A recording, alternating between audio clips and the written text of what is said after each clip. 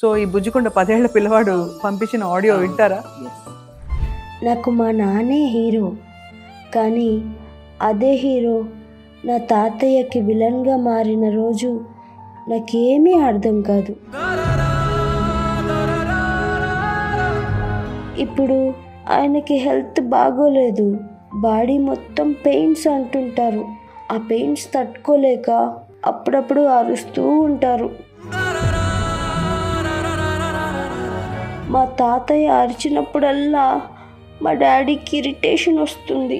ఆ ఇరిటేషన్లో అరవద్దు అని చెప్పి ఇష్టం వచ్చినట్టు మా తాతయ్యని కొడతారు.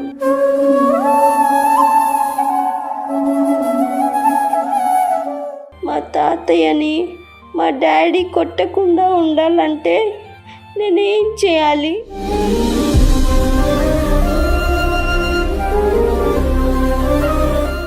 నేను నా తండ్రికి చేసేది రేపు ప్రొద్దున కొడుకు అబ్జర్వ్ చేస్తున్నాడు, నాకు రిపీట్ అవుతుంది అనే ఇంగిత జ్ఞానాన్ని మర్చిపోతున్నాడు. మనం మానవులం అండి, ఇమోషనల్ స్పృహ ఇప్పుడు జంతువుకి లేదు, అదే కదా, రాక్షసులకి లేదు. మనిషి అనే వాడికి ఉండేదే మనస్సు. ఆ కొడుకుకి చూడండి, తండ్రి యాక్చువల్గా హీరోట, వీళ్ళ నాన్నని కొడుతున్నప్పుడు మాత్రం విలన్ లాగా కనిపిస్తున్నాడు అన్నట్టు.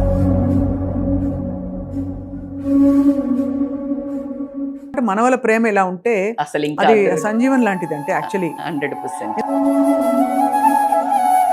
ఈ రోజు నీకు నీ తండ్రి పెయిన్ ఆపుకోలేకుండా అరుస్తుంటే కొట్టే అంత మొగుడు అయిపోయావు అంటే literally it is a very disheartening అని చెప్పొచ్చు. It is a time to get back the human values అని నేను బిలీవ్ చేస్తాను అండ్ మేనిఫెస్ట్ చేస్తాను. అండ్ దానికి నిదర్శనమే సుమన్ టీవీ. అందరికీ నమస్కారం. సుమన్ టీవీ సమర్పిస్తున్న ఫ్యామిలీ వాల్యూస్ ప్రోగ్రామ్కి స్వాగతం. మనం ప్రతి ఎపిసోడ్లో ఏదో ఒక సంక్లిష్టమైన కుటుంబ విలువలకు సంబంధించిన విషయాన్ని పరిశీలించి అక్కడ ఒక సంఘర్షణకి లోనయ్యే ప్రశ్న ఎప్పుడైతే వస్తుందో దానికి సహేతుకంగా మంచి పరిష్కారం వెతికే ప్రయత్నం చేస్తున్నాం. ఇవాళ ఎపిసోడ్ బహుశా ఒక బుజ్జికొండ మనకి పంపించిన ఆడియో విని మీరు కూడా ఏమంటారో మేము వెయిట్ చేస్తున్నాం వినడానికి. బికాజ్ ఒక 10 ఏళ్ల పిల్లవాడు వాళ్ళ నాన్నకి తాతకి మధ్య జరిగే ఈక్వేషన్ ఏదైతే ఉందో, రిలేషన్షిప్ బంధం అంటే ఒకవైపు ప్రేమగా ఉంటూ మరోవైపు చాలా కోపం తెచ్చుకునే ఒక విషయాన్ని నేనేం చేయాలి నాకు తెలియట్లేదని చెప్పి రాసిన వైనం ఫస్ట్ ముద్దొచ్చేసింది విషయం.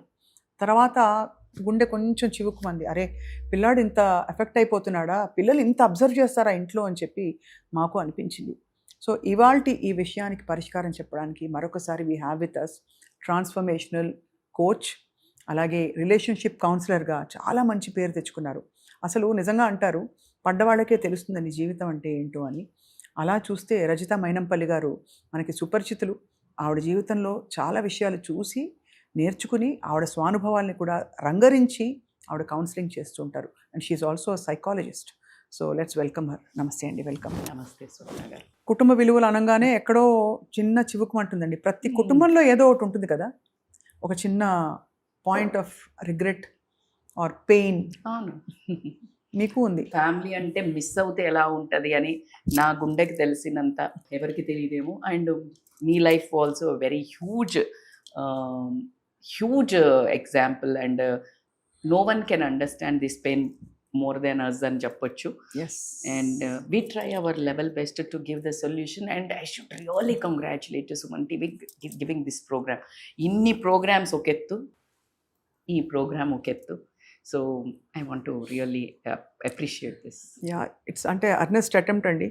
దట్ బీటలు వారిన బంధాలు, అలాగే it's a time ఇంకా అయిపోయింది అని అనుకునే చోట్ల కూడా ఏదో ఒక చిన్న మంచి మాటతో పరిస్థితులు సెట్ చేయొచ్చేమో అని చెప్పి. సో ఈ బుజ్జికొండ 10 ఏళ్ల పిల్లవాడు పంపించిన ఆడియో వింటారా? Yes.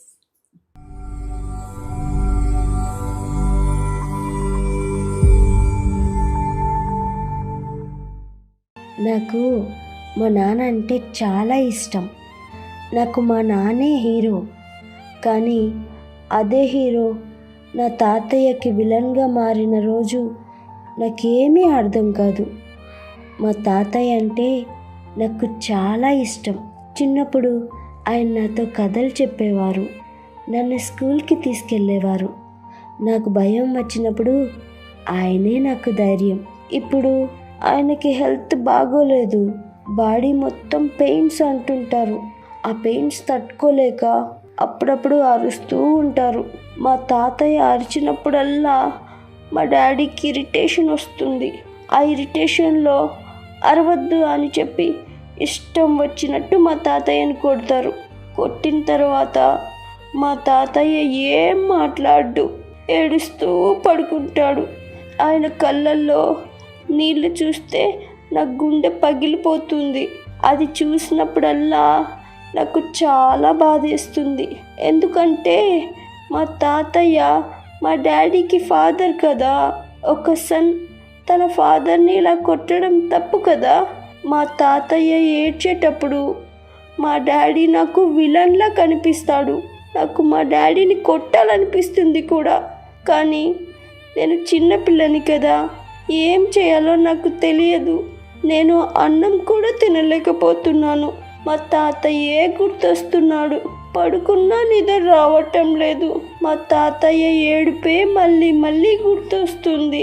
మా తాతయ్యని మా డాడీ కొట్టకుండా ఉండాలంటే నేనేం చేయాలి? ఇలా కొట్టడం నిజంగా తప్పు కదా. అసలు అందరికి తాతగారులు గుర్తొస్తున్నారు మనకి. మీ తాతగారు మీకు గుర్తొస్తున్నారా? చాలా చాలా వండర్ఫుల్ రిలేషన్స్. అంటే ఏది అంటే ఎంత కూడా తల్లిదండ్రిని మైమరిపించే ఇంకొక బంధాలు ఏమైనా ఉన్నాయంటే మాత్రం అమ్మమ్మ తాతయ్య, నానమ్మ తాతయ్య అని మాత్రం మనం ఎటువంటి వివక్షత లేకుండా చెప్పుకోవచ్చేమో కదా. అండ్ చాలా పెయిన్ఫుల్ అయితే అనిపించింది. దీంట్లో 3 స్టోరీలు కనిపిస్తున్నాయి చూడండి మనకి. ఆ బాబుకి వాళ్ళ నాన్న హీరో, కానీ తాత అంటే కేర్. ఈ రెండిటి మధ్యలో కన్ఫ్యూజన్, అంటే ఎంత ట్రామాకు గురవుతున్నాడు అనేది అసలు ఆ చిన్న హృదయాన్ని, అంటే అది చాలా ఇగ్నోర్ చేస్తారు. నీకెందుకురా, పట్టించుకోకు, మాకు తెలుసు అని ఈజీగా వాడిని సైడ్ చేస్తుంటారు. వాస్తవం. కానీ ఈజ్ అనేబుల్ టు స్లీప్. నాకు ఆ గొంతు వింటున్నంతసేపు ఎవరు గుర్తొచ్చారో చెప్పాలా? హిరణ్యకశిపుడు గుర్తొస్తుంది. ప్రహ్లాదుడు హిరణ్యకశిపుడు కొడుతుంటే ప్రహ్లాదుడిది ఏదైనా అంటే బ్యాడ్ డిమాన్ ఫాదర్కి ఒక బ్యూటిఫుల్ చిన్న బుజ్జి కన్నా ఎలా మాట్లాడతాడో అతను ఇప్పుడు మాట్లాడిన ప్రహ్లాదుడు లాగే కనిపించాడు. అంటే నేను ఒక విజువలైజేషన్లో I'm very good at it. So నాకు అలాగే ఆ గొంతుకు కనిపించడం జరిగింది. నాన్నకేం కావాలి? చిన్న కేర్, సపోర్ట్. కొడుకు వినడము, అట్లీస్ట్ అర్థం చేసుకోకపోయినా పర్లేదు, కానీ కొట్టడం అనేది విపరీతమైన బాధ. అసలు ఆ కొడుకుకి చూడండి, తండ్రి యాక్చువల్గా హీరో అట. అవును. కానీ వీళ్ళ నాన్నను కొడుతున్నప్పుడు మాత్రం విలన్ లాగా అనిపిస్తున్నాడు అన్నాడు. వాడి కన్ఫ్యూజన్ చూడండి. హీరో అనుకోనా, విలన్ అనుకోనా? చాలా మందికి దీనికి కాగ్నిటివ్ డిసోనెన్స్ అంటారు కదండి సైకాలజీ. అంటే వాళ్ళు అగ్రీ చెయ్యదు. మైండ్ అర్థం కాదు. మనసుకి మైండ్కి మధ్యలో ఇబ్బందికి గొడవ అవుతుంది. అండ్ ఈజ్ అ వెరీ చిన్నోడు, వాడి ట్రామా అనుభవిస్తున్నాడు. అయితే దీంట్లో ఒక సొల్యూషన్ ఏంటి మేడం మీరు అన్నట్టయితే, ఫస్ట్ ఆఫ్ ఆల్ తండ్రికి కావాల్సింది, ఇతను చేయాల్సింది ఏంటి అంటే ఇమ్మీడియట్గా అర్థం చేసుకుని, ఒకటి ఒక కేర్ టేకర్ని పెట్టడం, పెయిన్ ట్రీట్మెంట్స్ ఇప్పించడం, లేదు అంటే వాళ్ళ నాన్నతో అసలు ఒక టైం గడిపితే, ఈ పెద్దవాళ్ళు ఇట్లా అరుస్తారు, లేకపోతే ఇంకా కొంచెం చాలా బాత్రూమ్ చేస్తారు ఇంట్లో, ఇలాంటివి ఎందుకు చేస్తారు తెలుసా? Just to seek attention. ఎందుకంటే పిల్లల్ని కూడా చేశారు కదా, అందుకే అంటారు కదా వృద్ధాప్యంలో పిల్లలు అయిపోతారని. వృద్ధాప్యం చిన్నప్పుడు చేసినవే మళ్ళీ బాల్యం వస్తుంది వృద్ధాప్యంలో అనేది మనం అందరికీ తెలిసిందే. So it is one of the attention seeking. ఇతను చెయ్యాల్సింది ఫస్ట్ ఆఫ్ ఆల్ వాళ్ళ నాన్నకు కాస్త టైం ఇవ్వడము, లేకపోతే మెడికేషన్ ఇప్పించడము, లేకపోతే పెయిన్ ట్రీట్మెంట్ ఇప్పించడము, లేకపోతే కేర్ టేకర్ని పెట్టడము అనేది ఒకటి. కానీ హిడన్గా వాళ్ళ కొడుకుకి ఏం నేర్పిస్తున్నాడు కమ్యూనికేషన్ అంటే, నేను నా తండ్రికి చేసేది రేపు ప్రొద్దున కొడుకు అబ్జర్వ్ చేస్తున్నాడు, నాకు రిపీట్ అవుతుంది అనే ఇంగిత జ్ఞానాన్ని మర్చిపోతున్నాడు. కరెక్ట్. అంటే అది అంత స్పృహ ఉండదండి. ఐ థింక్ ఒక ఇమోషనల్ స్ట్రెస్ జర్నీలో ఉన్న ఆ టైంలో మనం మానవులం అండి. ఇమోషనల్ స్పృహ ఇప్పుడు జంతువుకి లేదు, అదే కదా, రాక్షసులకి లేదు. మనిషి అనే వాడికి ఉండేదే మనస్సు. మనిషి అంటే ఏంటి? మనసున్నవాడే మనిషి. అవును. అంతేగాని నువ్వు తింటున్నావు, నువ్వు పడుకుంటున్నావు, నువ్వు ఇది మనిషి కాదు. మనస్సుకి ఒక అర్థం ఏంటి మనిషికి అంటే మనస్సు ఉన్నవాడు. మానవ సంబంధాలు తెగిపోతున్నాయా అని అనుకుంటున్న సందర్భంలో ఇలా బుజ్జి ప్రహ్లాదులు పుడుతూ, ఇలాంటి వాళ్ళు పుడుతూ మళ్ళీ సమాజానికి అరే ఒక్కసారి అసలు ఎక్కడి నుంచి పుట్టామో అనే రూట్స్ని గుర్తు చేయడం అనేది చాలా అప్రిషియేటింగ్ అనిపిస్తుంది. తల్లి తండ్రి ఉంటే ఇవాళ రేపు పెళ్లి చేసుకునే వాళ్ళు కూడా మీ తండ్రిని చూసుకోవద్దు, మీ అమ్మని చూసుకోవద్దు, అలా అయితే నేను పెళ్లి చేసుకుంటా అనే వాళ్ళే ఉన్నారు. సో కాబట్టి తండ్రిని తీసుకుని ఆర్ఫనేజ్లో జాయిన్ చేయడానికి వెళ్తాడు. వెళ్ళేటప్పుడు కొడుకుని అలాగే ఒక రైడ్కి తీసుకెళ్ళాలి అని తీసుకొని వెళ్తాడు. వెళ్ళి ఈ బాబా అనుకుంటాడు తన తాత నేను నాన్న కలిసి అలా ఒక ట్రిప్కి వెళ్ళామే అనుకుంటాడు. సో బ్యాగ్ తీసుకొని వెళ్ళి అక్కడ వదిలేసి ఇది రూము అవన్నీ చూపించి జాయిన్ చేసి వస్తూ ఉంటాడు తండ్రి. తండ్రి తాతకి బాయ్ చెప్పేసి రారా నాన్న అంటే ఇతను వెళ్ళి కార్ తీస్తూ వెనక్కి తిరిగి తీస్తే కొడుకు ఉండడు. ఎందుకు ఎక్కడికి వెళ్ళాడా అని కొడుకుని చూసామా పరిగెత్తుకుంటూ వస్తుంటాడు. ఏంటన్నా ఎక్కడున్నావు తాతతో మాట్లాడుతున్నావు అంటే కాదు విజిటింగ్ కార్డు తీసుకొస్తున్నా అంటాడు. దేనికి అంటే మరి నేను పెద్దగా అయ్యాక నిన్ను జాయిన్ చేయాలి కదా ఇందులో అంటాడు.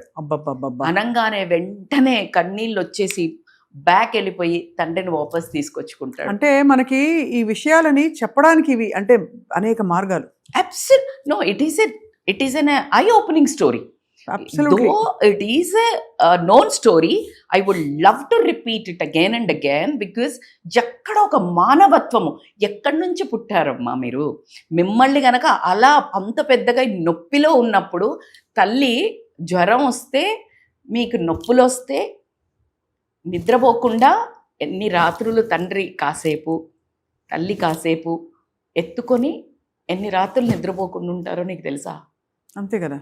ఈ రోజు నీకు నీ తండ్రి పెయిన్నే ఆపుకోలేకుండా అరుస్తుంటే కొట్టే అంత మొగుడు అయిపోయావు అంటే literally it is a very disheartening అని చెప్పొచ్చు. అసలు ఎలా మీరు ఒక్కసారి అంటే నాకు సడన్గా మనం పిల్లల్ని పెంచిన విధానం గుర్తొస్తే అంటే తింటూ ఉంటే ఏడుస్తారు, స్నానం చేస్తుంటే మనతో లోపలికి వస్తారు. అవునా? అసలు స్నానం సరిగ్గా చేయనీరు, బాత్రూమ్ సరిగ్గా పోనీ మరియు అంటే లైక్ ఐ రిమెంబర్ అప్పుడు చిన్నప్పుడువి బాత్రూమ్ దగ్గర రే బాత్రూమ్ అన్నా సరిగ్గా పోనీరా, స్నానం చేస్తుంటే ఏడుస్తారు. అదే మన పేరెంట్స్ మనకి ఇచ్చుంటారు కదా. That's what I'm trying to tell. So నువ్వు అలా ఊరికే పెరిగిపోయావు అనుకుంటున్నావా? ఇన్ని కష్టాలలో ఇన్ని మధ్యలో పెడితే ఇప్పుడు అరే స్పేస్ లేదు నాకు స్పేస్ అరే నువ్వు స్పేస్ కూడా ఇవ్వకుండా దూరిపోయి పొట్టలో దూరిపోయి మనిషి మీద ఉండి కొన్ని రోజులు సంవత్సరాలు మీద పడుకొని పెరిగిన నువ్వు ఈ రోజు అసలు అంటే చెప్తున్నాను కదా మానవ సంబంధాలు తెగిపోతున్నాయా అని అనుకుంటున్న సందర్భంలో ఇలా బుజ్జి ప్రహ్లాదులు పుడుతూ ఇలాంటి వాళ్ళు పుడుతూ మళ్ళీ సమాజానికి అరే ఒక్కసారి అసలు ఎక్కడి నుంచి పుట్టామో అనే రూట్స్ని గుర్తు చేయడం అనేది చాలా అప్రిషియేటింగ్ అనిపిస్తుంది. అందుకే నేను ఎప్పుడు పోతున్నాయి అనకండి, నిలబెడదాం అనుకుంటే హిస్టరీ రిపీట్స్ అండి. మళ్ళీ అద్భుతమైన పురాణాలు వస్తాయి. ఎలా అయితే మనకి అయోధ్య లేదు అన్న రాముడు మళ్ళీ వచ్చి నిలబడటం, సోమనాథ లింగాన్ని మొత్తం పగలగొట్టి ఎన్నో 1952 ఏడ్లో శివలింగాన్ని బ్రేక్ చేసి పడేస్తే పూజారులు ఎంత ప్రేమ ఉంటాయి అన్నీ పట్టుకొని పారిపోతే మళ్ళీ అవి బ్యాక్ వచ్చి ఇప్పుడు ఇండియాలో తిరుగుతున్నాయి. అదే కదా. అంటే it is a time to get back the human values అని నేను బిలీవ్ చేస్తాను అండ్ మేనిఫెస్ట్ చేస్తాను. అండ్ దానికి నిదర్శనమే సుమన్ టీవీ ఈ షో. ఖచ్చితంగా. ఐ థింక్ తండ్రి మరి అంటే పరిష్కారం ఈ అబ్బాయి అడిగాడు కాబట్టి చిన్నపిల్లవాడు ఎలా అంటే ఎలా చెప్పాలి తండ్రికి? ఇప్పుడు వాళ్ళ నాన్న ఫస్ట్ ఆఫ్ ఆల్ నొచ్చుకుంటాడా నా కొడుకు ఇలా చెప్పాలి ఇంటి విషయం బయట పెట్టాడని? వాడికి చెప్దాం ఇప్పుడు. నాన్న నువ్వేం చేయాలంటే నాన్న దగ్గరికి వెళ్ళి ఫస్ట్ మాట్లాడాల్సింది ఎవ్వరు కానీ నెగిటివ్ చెప్తే ఏ పోరా నువ్వు అని వేస్తారు. సో ఫస్ట్ నాన్న నువ్వే నా హీరోవి, నా లైఫ్లో నువ్వంటే నాకు చాలా ప్రాణం, నువ్వే నా హీరోవి.